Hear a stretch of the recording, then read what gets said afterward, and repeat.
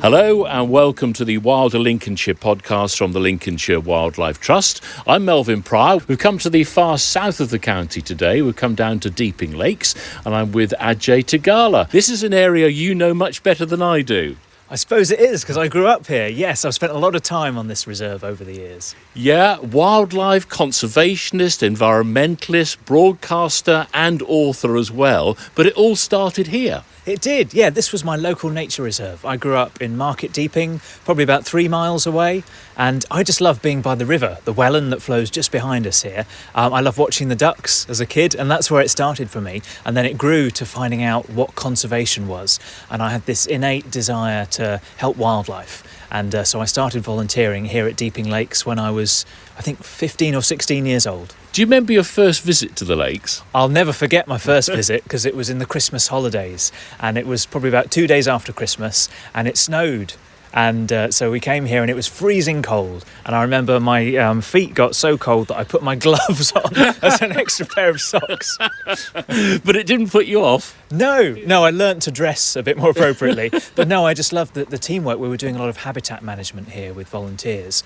And I love the camaraderie, working together with a common goal. And I don't mind all weathers. Even the rain, I can deal with. But what was it about the place that captured your imagination as a young lad? I love water and wetlands. There's just something about being around water and the birds as well. I think I kind of got familiar with the sparrows and the blackbirds in the garden. They were the local birds. But you come out here and there's water birds, and so it was the draw of the habitat, the reeds rustling in the wind. It's kind of a magical place. We'll explore it a little bit more and see the different places. And I just felt very comfortable here and intrigued to see what I could find out about it. You're featured in the latest issue of the Lapwings magazine, and you talk about the fact that this area had such an impression on what you went on to do. Yeah, absolutely. So the reserve manager at the time, Dave Van Dome, he was an influence, and some of the volunteers, and they just introduced me to the fact that you could make a career out of working with wildlife, working in amazing places, doing meaningful, worthwhile work. And it just set me off on a path. I thought, this is what I want to do. And so I went and I studied. I did a countryside management degree and lots of volunteering. Spent all the school holidays. I'd come here on a Tuesday it was, and I think a Sunday as well, so twice a week up here, and building that experience, and that enabled me to then go on into a career in conservation. A lot of young people are interested in wildlife and nature and conservation nowadays. Were you a bit on your own, do you think, when you were growing up? Was it not the thing your mates were doing? That's very true, very much so. So I was at the Deeping School just round the corner. Lots of great friends, but yeah, they weren't really interested in wildlife in the way that I was. Do you want to come and cut some scrub this weekend? No, thanks, mate. I'm going to play football. Exactly, yeah. None of my friends ever came and joined me. No, they might cycle up on a sunless day.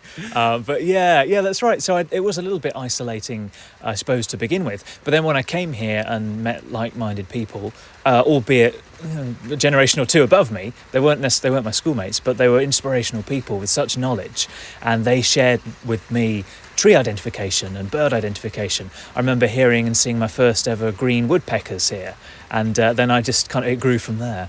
I think it's amazing, and when you go out and you're with people who already understand the environment, you can learn so much from them. I love going out with an expert that can identify a bird call from a mile away. Yeah, it's so helpful, and that's how you learn, exactly, yeah. You don't know anything to start with, but then people with that kind of infectious enthusiasm I sort of gravitate towards and hope it rubs off, and it does. You spend time with these people, you spend time in a place like Deeping Lakes. In the course of a sort of 5 or 6 hour day doing some voluntary work, you just come across these things and people point them out and eventually they stick. Take us back to the early days at Deeping Lakes. What do you remember seeing here at Deeping? I remember seeing, the flowers. That was one of the big things, because a lot of work's been done here because they're old flooded gravel pits, and what's happened is over the years there was a project. There's another Wildlife Trust reserve, Thirlby Fen Slipe, which has got lovely orchids and wildflowers, and they did a green hay cut there, I remember, one summer, and they've spread it over here. And over the years we've watched these areas that we've opened up that were kind of choked with scrub. They're now these places where if you come back in the summer, there's so many orchids, there's so many wildflowers, and we helped to create that. And so learning what these flowers are and learning that you can improve habitats and help places for wildlife, that's a key memory for me. We're just beside the car park at the moment, looking across one of the lakes here. We're going to move off to one of the main lakes. But what would that area there be used for? Is that like an artificial area for... Is it sand martins it might be? Yeah, spot on. Yeah, that's exactly what it is. Yeah, that was created a good few years ago now. And now the sand martins nest there in the summer. It's a few years since you've been back. Is it nostalgic for you? Yeah, it is, that bumpy road coming in. That brings it all back. I didn't want any suspension on the car anyway. No. And the hedge has really grown up, which shows how long it's been since I was last here, because things are getting more established. Would you have been involved in cutting back things like the hedge when you were volunteering? Absolutely. Just over there, I remember there was a lot of overhanging trees that had fallen into the water and it was getting choked up. And that was, my first day was just over there, pulling branches out of the water and trying not to fall in. Let's venture out into the rain. Let's head to the main hide. Ajay, we're on the way to the main hide at Deeping Lakes, but you're my guide. You know this like the back of your hand, to be honest with you, because we've come along to an area here which is being developed, really, isn't it? That's right, yeah. So a few years ago, when I first remember it, all this area behind us was dense scrub, so bushes like we've got on this side, and it's been opened up, and letting that light in has enabled it to become really... Not so much now, but when we get into spring and into summer, this is a great space for wildflowers and therefore the butterflies associated with them.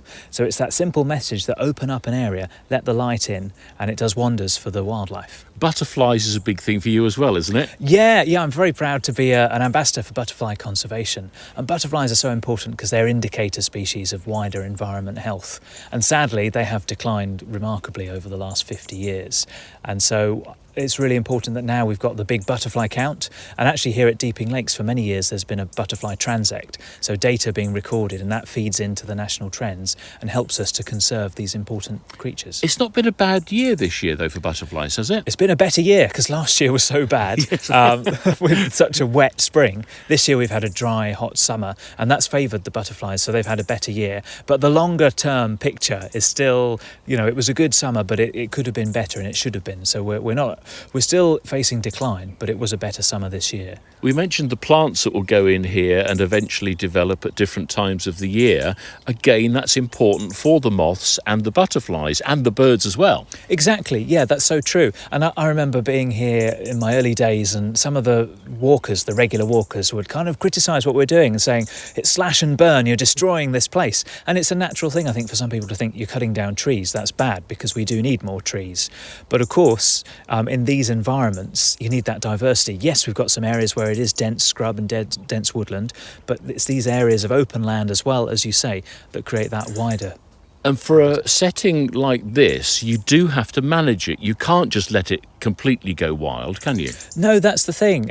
It's the same with Wicken Fen, where I work now. If we did nothing, if we just let nature take its course, yes, it would be natural in some sense, but it would not be as diverse. It would just become essentially a woodland, which is fine, but you would lose a lot of species as the light gets shaded out, and you lose these glades where you get these wonderful little meadow areas. I don't know whether your ear is tuned in, but I can hear a bird calling in the background. Yes, yeah, we've got wrens and robins around. Yeah. It's really nice. And also this year, I've noticed berries galore.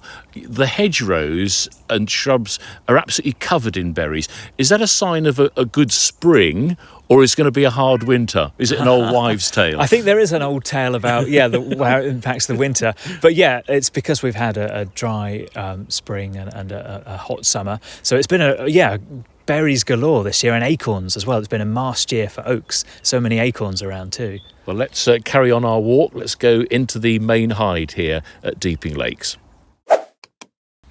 So we've moved across to the hide at the main lake here at Deeping, just having a good look across here. Has it changed much since your last visit?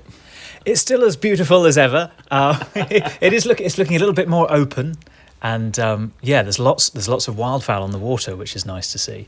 The binoculars are out. What have you spotted? Yeah, well, there's a cormorant just flying across. We've got some mute swans, lots of mallards, and lots of coots as well.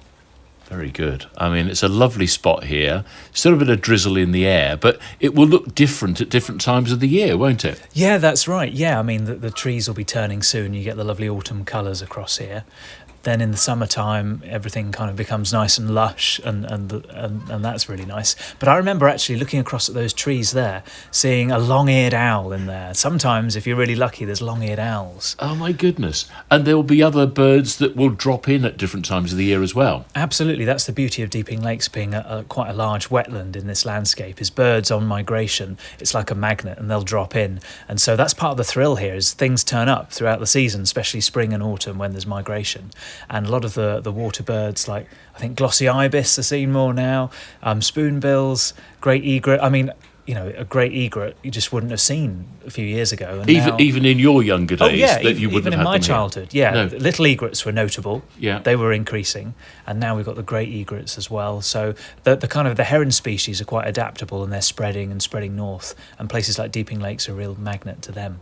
What do you see as your role as a communicator in getting messages across about wildlife conservation and the environment? I see it as sort of twofold, really. It's sort of sharing that enthusiasm so that people can enjoy what they've got locally, and then hopefully feel that empowerment and that desire to make a difference. And a lot of people say, well, how can I make a difference? How can one person make any difference in this world? But it's those small things that you can do, whether it is supporting your local wildlife trust, or creating perhaps a little pond in your garden, a little wild patch. These little bits that we can do, they all add up. Yeah. And so, raising that love, sharing that love, and the things that people can do to help.